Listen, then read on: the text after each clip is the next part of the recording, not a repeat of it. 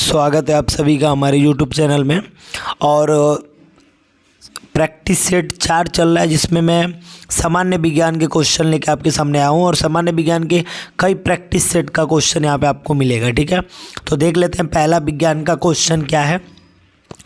किसी शिशु के वंशागत जीनों की कुल संख्या में क्या होता है। देखिए, किसी शिशु के वंशागत जीनों की कुल संख्या में पहला कह रहा है कि पिता से प्राप्त जीनों की संख्या से अधिक होती है, माता से प्राप्त जीनों की संख्या से अधिक होती है, और तीसरा कह रहा है कि माता और पिता से प्रत्येक जीनों की संख्या में समान होती है। तो और चौथा कह रहा है कि माता पिता से प्राप्त जीनों की संख्या एक समान नहीं होती है। तो देखिए, मैं बता रहा हूँ कि किसी भी शिशु के वंशागत जीनों की जो कुल संख्या होती है ना, वो माता पिता की क्या होती है, तो बराबर होती है। क्या होती है, बराबर होती है। तो यहाँ पे आपका ऑप्शन नंबर 3 जो है ये बिल्कुल सही हो जाएगा। ठीक है, चलिए इसके बाद हम आगे बढ़ते हैं और आगे हमारा क्वेश्चन है सेकंड नंबर क्वेश्चन देख लेते हैं। कह रहा है कि वृक्क के आकार की द्वार कोशिकाएं किसमें होती है। तो देखिए, वृक्क की बात कर रहा है, तो द्विबीजपत्री जो होता है ना, मैं डायरेक्ट बता रहा हूँ, द्विबीजी पादपों में। ठीक है, अगर जो बात कर ले कि द्विबीजपत्री में रक्षक कोशिकाएं किडनी के आकार की तथा एक बीजपत्री में डंबल के आकार की होती है, ये ध्यान में रखना है। तो ये द्विबीजपत्री पादपों में हो जाएगा। ठीक है, अब यहाँ पे तीसरा आपका 28 नंबर क्वेश्चन कि नान बाई की भट्ठी में डबल रोटी बनाते समय खमीर यानी ईस्ट की बात हो रही है, मिलाने का कारण क्या है। क्यों खमीर मतलब क्यों ईस्ट मिलाया जाता है इसके लिए, तो बता रहा हूँ कि आपको ऑप्शन दे रहा है कि डबल रोटी को सख्त बनाने के लिए, नहीं ये नहीं होगा। दूसरा, डबल रोटी को नरम और स्पंजी बनाने के लिए, तो बिल्कुल ये आपका बिल्कुल सही होगा कि डबल रोटी को नरम और स्पंजी बनाने के लिए ईस्ट का प्रयोग किया जाता है, मतलब कि खमीर। आप ये देख सकते हैं जो महत्वपूर्ण है। ठीक है, इसके बाद आप देख सकते हैं और ये वाला, ये हमारा क्या प्रश्न है देख लीजिए। और कहा जा रहा है कि संतुलन की स्थिति में एक प्रणाली का एंट्रोपी परिवर्तन और इसके आसपास का वातावरण की बात हो रही है कि क्या होता है।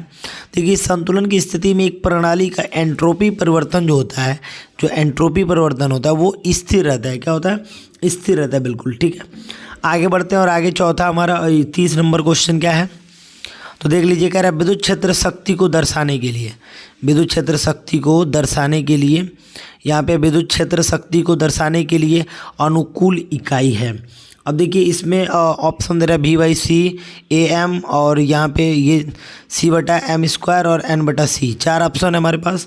इन चारों ऑप्शनों में कौन सा हो जाएगा, तो देखिए ये हो जाएगा आपका ये N/c हो जाएगा। कौन सा हो जाएगा, N/c। ठीक है, N/c होता है या V/m भी होता है, लेकिन V/m यहाँ पे दिया नहीं है, तो N/ क्या हो जाता है, c हो जाता है। ठीक है, तो न्यूटन पर जो है कूलम। ओके, तो विद्युत शक्ति के अनुकूल इकाई इसका हो जाएगा फाइनल। अब हम इसके आगे बढ़ते हैं, चलिए, और इसके आगे हम नेक्स्ट प्रश्न को देख लेते हैं। ठीक है, तो अब देख सकते हैं हमारा ये सामान्य विज्ञान का क्वेश्चन है ये फिर से।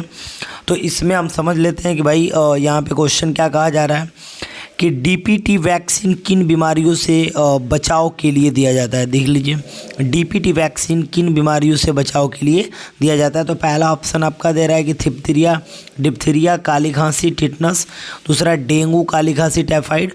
और तीसरा, डेंगू, पोलियो, टिटनस और डिप्थीरिया, काली खांसी, टाइफाइड। ठीक है, तो इसको हमको याद रखना है कि पहला है, आपको याद रखना है बिल्कुल पहला वाला कि डिप्थीरिया, काली खांसी और टिटनस की बात होगी।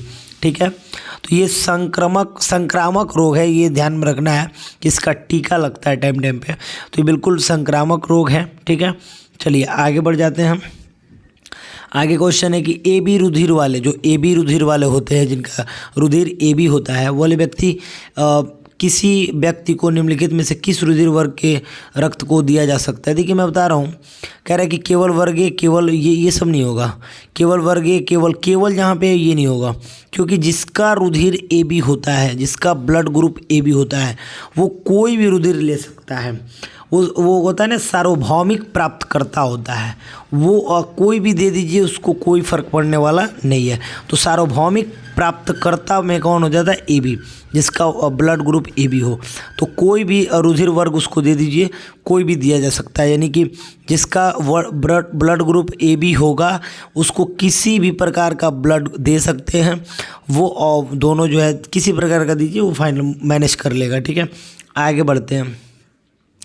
और आगे हमारा क्वेश्चन है कि पुरातत्वीय खोजों के काल निर्धारण के लिए निम्नलिखित में से किसका प्रयोग किया जाता है? देखिए, तो 14C6 का प्रयोग किया जाता है काल निर्धारण के लिए कि पत्थर का नमूना क्या है, पत्थर कब का है, जैव अवशेष जो होता है, इस सब का कार्बन डेटिंग, रेडियो आइसोटेप हो गया।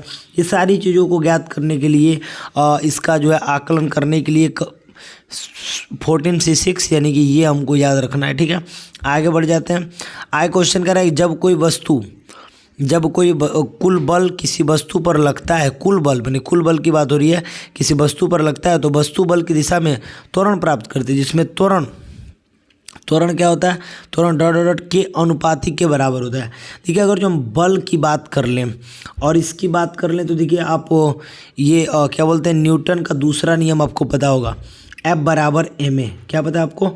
F बराबर ma। ठीक है, अब F बराबर ma का मतलब क्या होता है? F बराबर ma आप जानते हैं कि किसी वस्तु का ये द्रव्यमान और त्वरण के गुणनफल किसके बराबर होता है? बल के बराबर।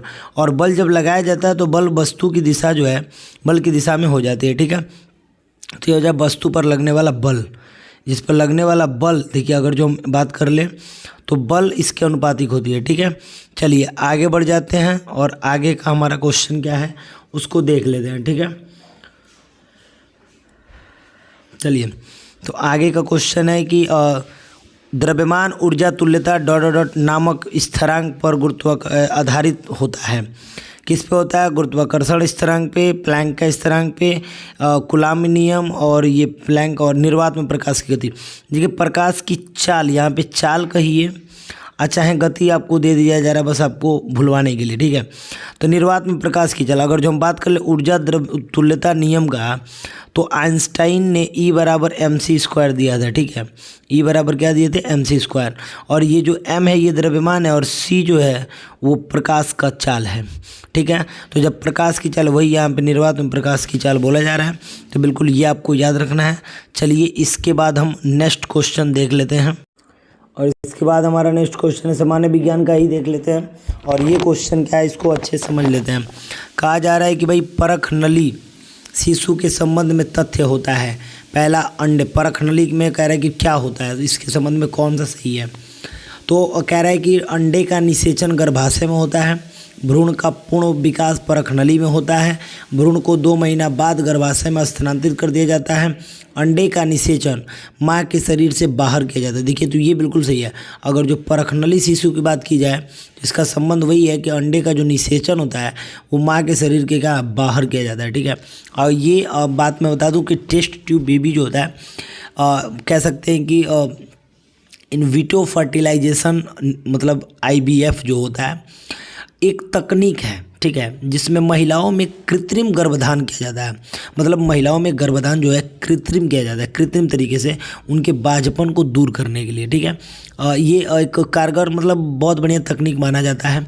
इस प्रक्रिया में किसी भी महिला के अंडाशय से अंडे अलग कर उसके संपर्क का द्रव माध्यम से शुक्राणुओं से कराया जाता है। ठीक है, उसके बाद उसे निषेचित कर अंडों को, महिलाओं को गर्भाशय में पुनः रख दिया जाता है। अब ऐसा पहली बार जो है अगर जो बात कर ले तो संयुक्त राजशाही पैट्रिक स्टेपो और रॉबर्ट एडवर्ड्स ने किया था। उनकी इस प्रक्रिया में बच्चे का जन्म हुआ। जिस बच्चे का जन्म होता उसका नाम लुइस ब्राउन था।